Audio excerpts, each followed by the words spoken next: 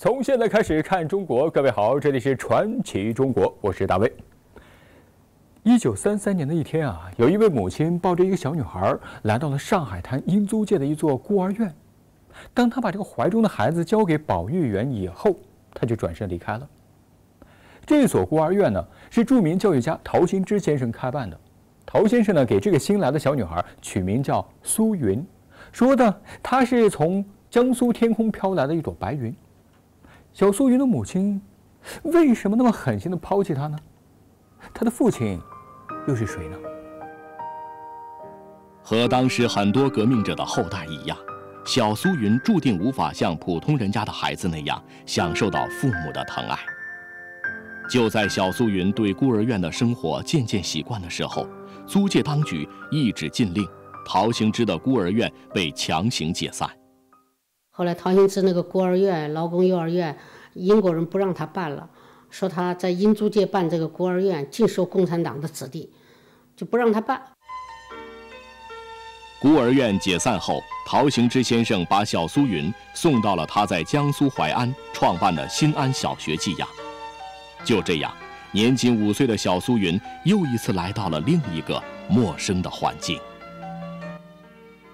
我到江苏新安小学以后，因为我小，当时也就5岁左右，不能上学，所以就住在那儿玩啊、吃啊，一直到这个37年，这个整个抗战的形势啊变化了，日本鬼子啊那时候就快打到徐州了。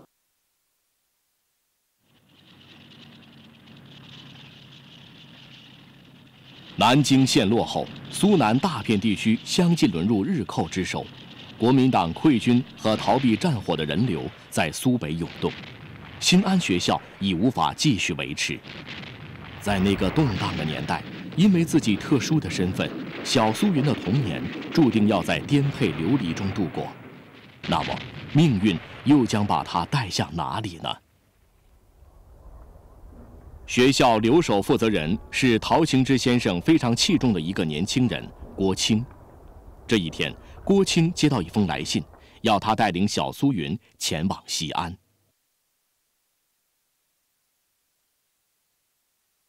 转来转去，也不知道转了多少时间，终于到了西安。到了西安以后呢，带我这个老师就不知道怎么办，就带我住在小旅馆那儿，就写信给这个校长叫汪达之，说我把他带来了，怎么办？此时，郭清老师带在身上的钱已经所剩无几，他和苏云苦苦等待着校长的回信。我们在西安都住了要个把月了，才得到回信。这时候他就告诉那个郭清老师啊，他说你带的这个孩子啊，是共产党谁是谁的女儿，就项英的女儿，你呢就在西安去找八路军驻西安办事处，你找到他们以后，你就有出路了。直到这个时候，小苏云才知道他的父亲叫项英。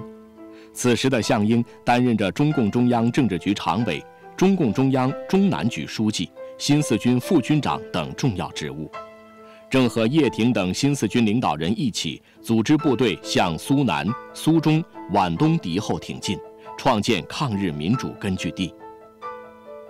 小苏云竟然是项英的女儿。郭清看着身边这个跟自己一路吃尽苦头的小女孩，有点不敢相信。在国民党严密控制下的西安，特务活动猖獗，普通百姓不敢公开谈论八路军。当郭清向路人询问八路军办事处时，看到的都是惊恐猜疑的目光。郭清带着苏云颇费了一番周折，终于找到了办事处所在的七贤庄1号。刚好碰到当时西安办事处的负责人呢，是叫做伍云甫，就是后来我们这个体委主任伍绍祖的父亲，他在那儿做主任。也碰到谁在那里呢？就陕甘宁边区的主席林伯渠呢，有事也在那里。有时候他们就收下我们了，但是收下我们呢，我们又住了一段时间。后来我了解，主要是审查，就审查我这个人是真的项英女儿还是冒充的。经过审查嘛，跟我父亲的电报核实嘛，就核实了。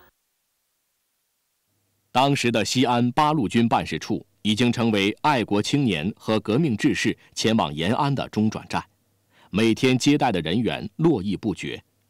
武云甫了解到苏云的经历后，很是怜惜这个小姑娘，给了她很多照顾。不久，在他的安排下，小苏云跟随郭青老师踏上了去往延安的路途。1938年的4月，初春的西北高原虽然还是充满了寒意，但是田野里已经悄悄冒出了绿绿的嫩芽。一路上，小苏云到处都能看到结伴而行的人们，他们从四面八方赶来，一起奔赴革命圣地延安。到达延安后，小苏云在中央组织部的安排下，被送进延安的鲁迅小学就读。在这里，他知道了，他还有个比自己小4岁的弟弟，就在几天前刚刚被母亲送到这里，可是他却没能见到自己的母亲。鲁迅小学原来是鲁迅师范学校的小学部，是由毛泽东的老师徐特立创办的。收留的学生有些是革命烈士的遗孤，还有一些因为父母在战区或者白区工作无人照顾的孩子。1938年，鲁迅小学和边区小学合并，统称鲁迅小学。1939年，宋美龄建议在延安成立一所战时儿童保育院，由全国战时儿童保育会统一拨发经费。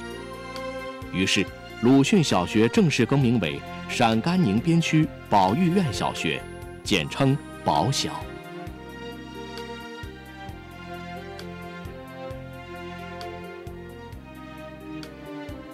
我们在城里头，这个读书啊，住在那里啊，那都是住的平房。这个生活呢，都是按我现在用的形式叫做这个军事化的共产主义生活，就大家一起吃一起住，都集体生活。每天起床睡觉上学，都早上起来以后呢，到这个沿河边洗脸，都是排着队唱着歌去洗脸，洗脸回来以后，这吃饭上课，都是这样一种生活。在这里，小苏云感受到了前所未有的温暖和关爱。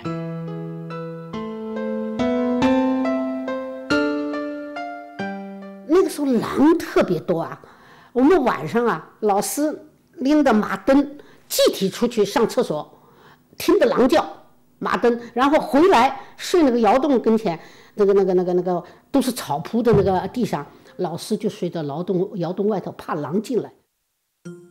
不久，这个操着一口苏北腔的小姑娘，就凭着超强的记忆力、极好的口才和不怯场的勇气，参加了几次演讲赛，并由此赢得了一个特别的荣誉——小小演说家。解放日报就有一个介绍，就介绍这个保育院小学啊，什么都是第一，因为他这里有很多天才学生，就在那次上头，他就给我封了个小演说家。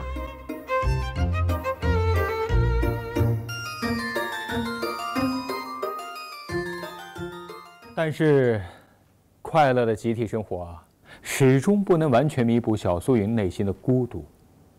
母亲在她2岁的时候呢，就离开了她，在她的心中，已经没有任何关于妈妈的记忆。这个时候，她还不会知道，她已经永远见不到自己的妈妈了。每当同学们的爸爸妈妈来接他们回家过星期天的时候，她就感到特别难过。有时候她会背着人偷偷的哭。什么时候才能见到自己的妈妈呢？还有，那个从来都没见过的爸爸呢？花样青春，他们是黄土高坡上的一抹亮色。风华正茂，延安是他们魂牵梦绕的故乡。蓦然回首，重温宝塔山下的峥嵘岁月。传奇中国重磅出击，《我的青春在延安》系列节目即将播出。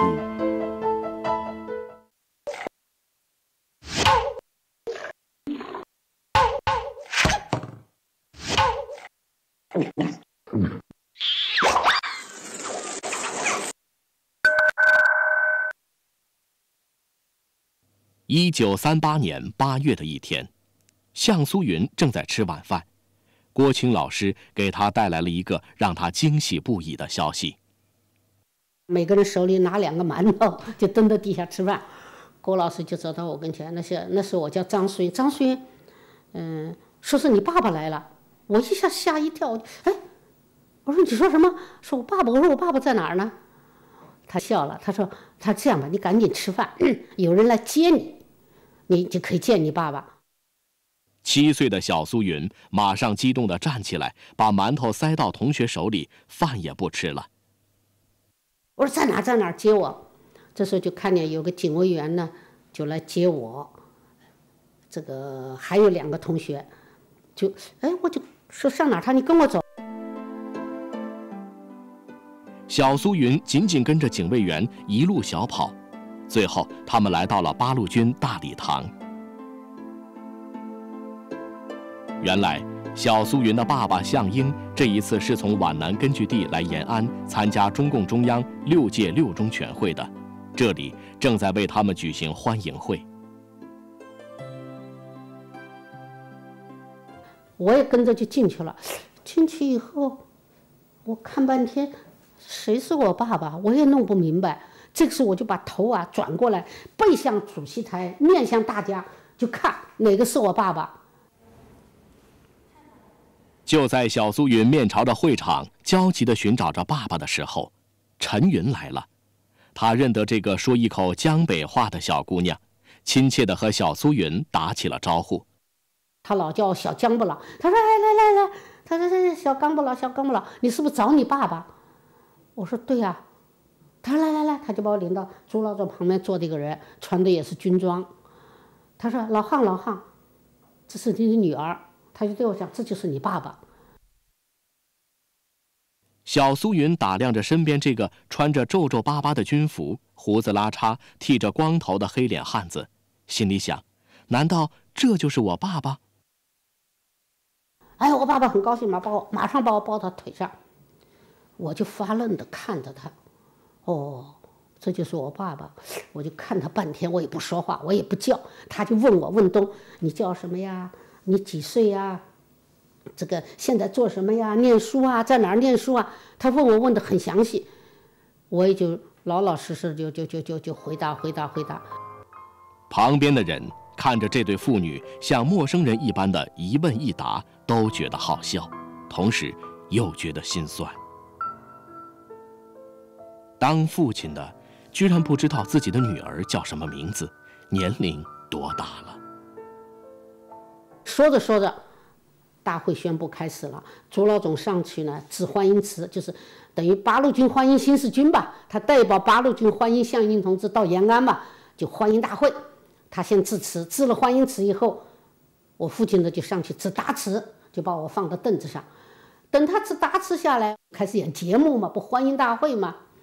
欢迎大会演节目的过程，我父亲就跟我说，他说今天晚上就跟我回去吧，你不用回学校了。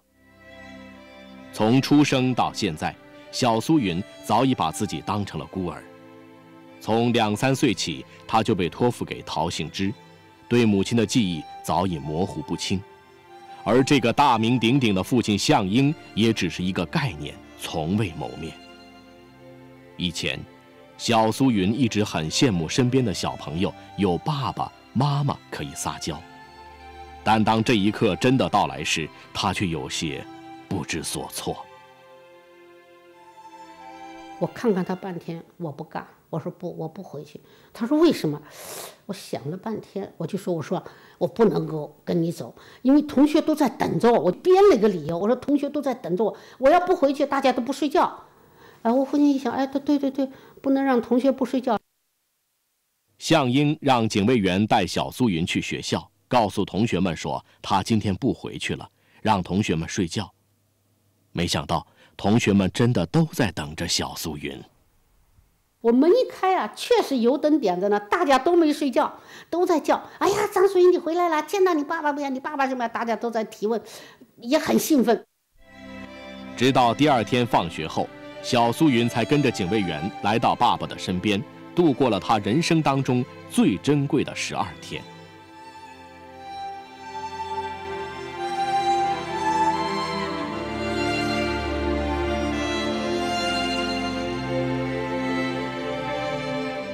跟他就等于在一起就住了12天吧。这个中间呢，因为我弟弟呢也在延安，在保育院，他比我先到延安。我爸爸嘛，在一个礼拜天就骑着马带着警卫员到保育院去接我弟弟来，也想跟他去住一晚。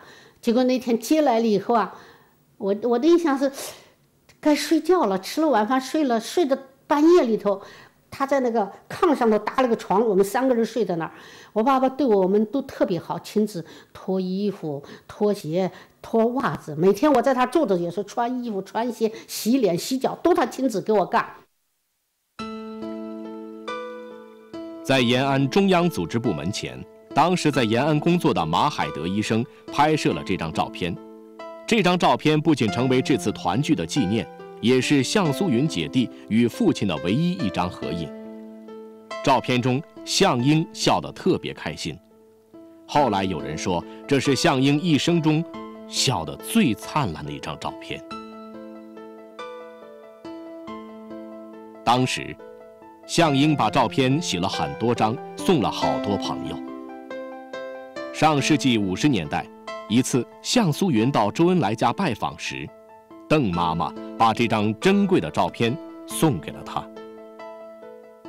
此时，距父亲向英牺牲已经有10几个年头了。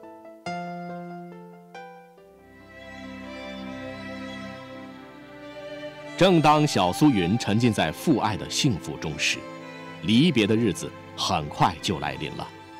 当然，幼小的苏云不会想到，这是他一生中和父亲在一起的唯一的一段日子。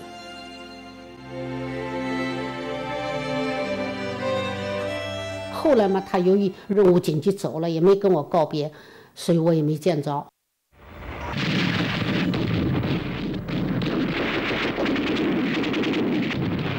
1941年，在皖南事变中，向英不幸遇难，学校的老师不忍心将这个噩耗告诉年幼的向苏云，而是骗他说父亲下落不明。我当时说老实话，也有点震惊，也有点不是那么特别感觉到怎么样。为什么呢？因为我们学校住的很多同学父母都在前线，有时候就有来了牺牲的消息，有时候父母就来看他一下就走了。所以我认为他既然下落不明，那可能以后还会出现吧。和父亲的短暂相聚成为了向苏云刻骨铭心的记忆，而对自己的母亲，他却没有任何印象。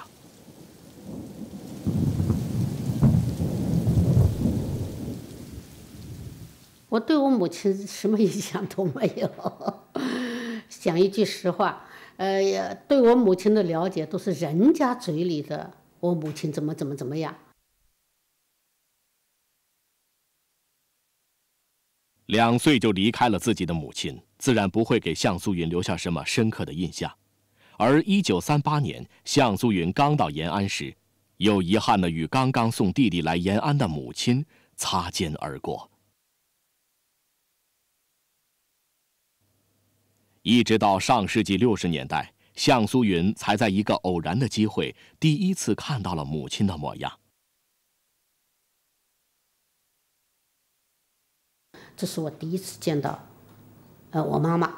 当然，这个照片上的我妈妈确实像人们所说的，我也看起来也是比我漂亮了，尖尖的下巴，长得挺好看的，那么个人，这就是妈妈。只知道这是我妈妈，叫张亮，其他我就一概不知道。多年以后，向苏云得知，1935年3月，中央苏区部队突围时，怀孕在身的母亲张亮和瞿秋白等人向福建转移，途中遭国民党军伏击被俘，在龙岩国民党监狱里生下弟弟学成。1938年被营救出狱后，将他的弟弟学成送到延安，在返回皖南途中失踪，从此音讯皆无。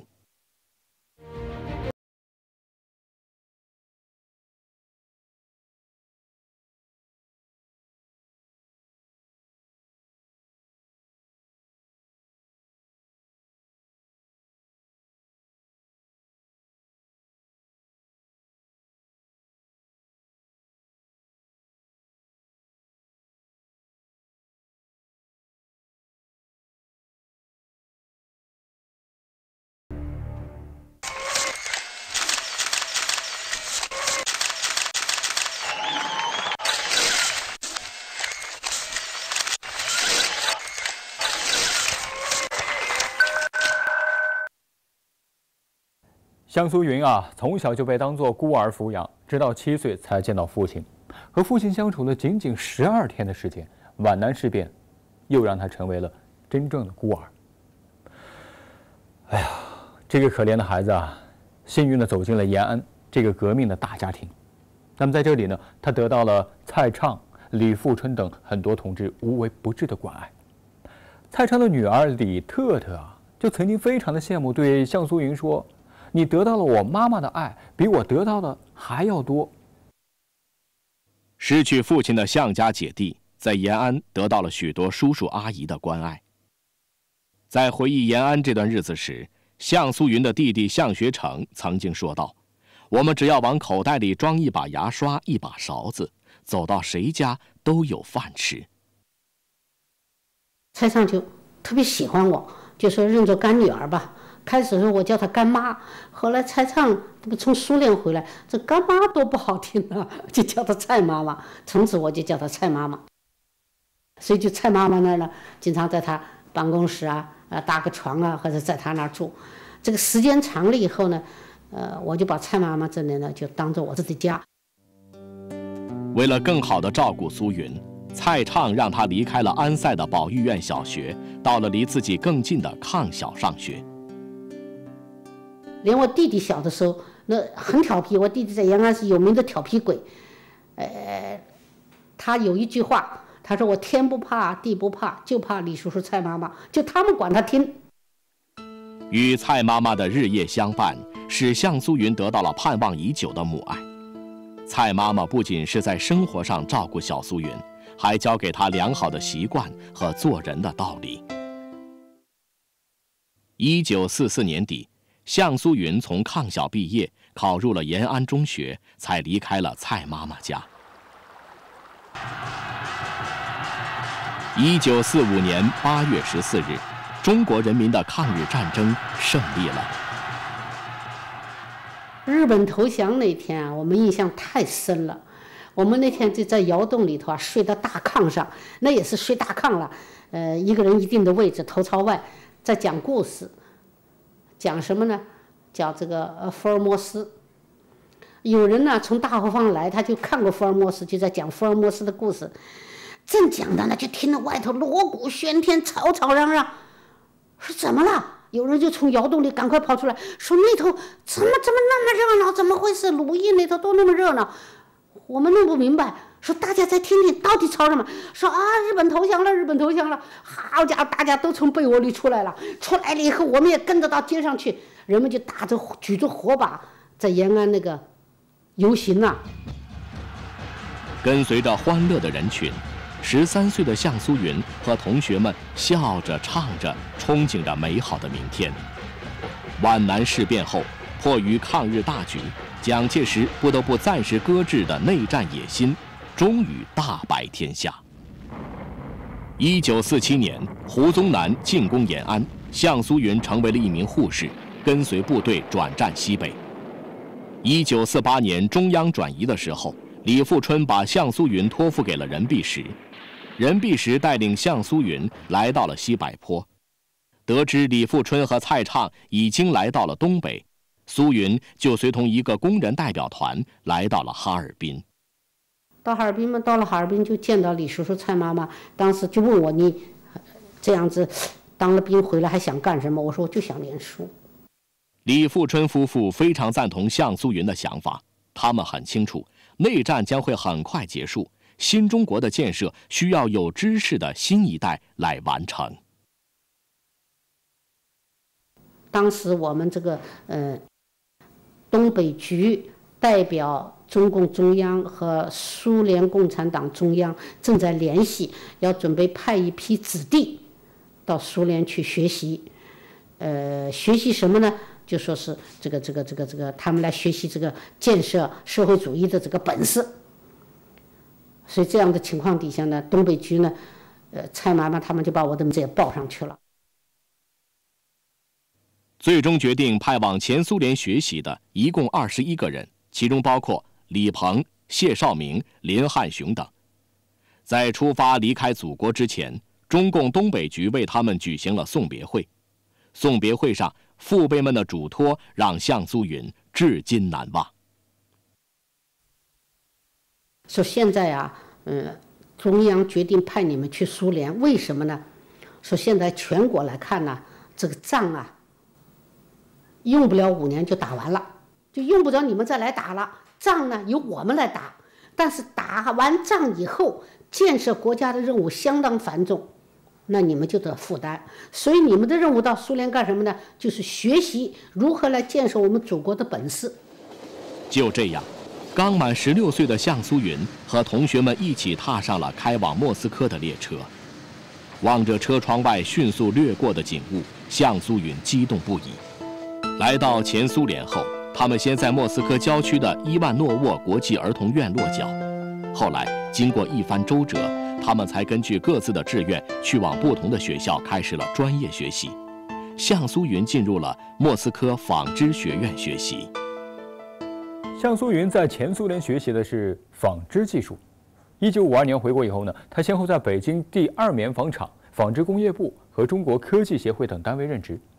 那么在延安的岁月呢，已经成为了过去。和父亲仅有的12天相处，已经成为了向苏云一生当中最难以磨灭的回忆。